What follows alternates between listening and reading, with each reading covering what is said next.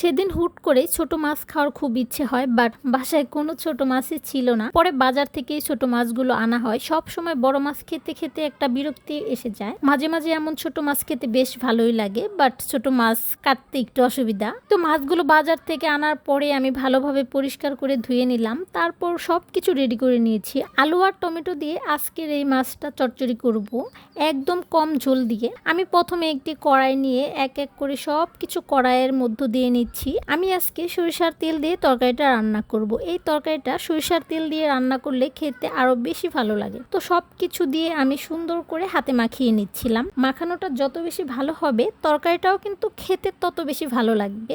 হাতে মাখা তরকারির স্বাদ কিন্তু অনেক বেশি হয়, অনেক বেশি মজা হয়, অন্যরকম মজা লাগে। তো সব শেষে দিয়ে দিলাম মাছগুলো দিয়ে আলতো করে মাখিয়ে নিলাম। তারপর পরিমাপ মতো পানি দিয়ে ঢাকনা দিয়ে ঢেকে চুলায় বসিয়ে দিলাম। এই তো কিছুক্ষণের মধ্যেই কিন্তু তরকারিতে বলক চলে এসেছে। এভাবে ঢেকে ঢেকে বেশ কিছুক্ষণ জাল করে নিলাম। এভাবে হাতে মাখা তরকারি খেতে কিন্তু আমার অনেক বেশি ভালো লাগে, আমার অনেক বেশি পছন্দ। রান্না করতেও ঝামেলা কম। আমার তো বেশ ভালো লাগে এভাবে রান্না করে খেতে। এই তো ঝোলটা কিন্তু একদম শুকিয়ে এসেছে। ফাইনালি আমার তরকারি রান্না শেষ।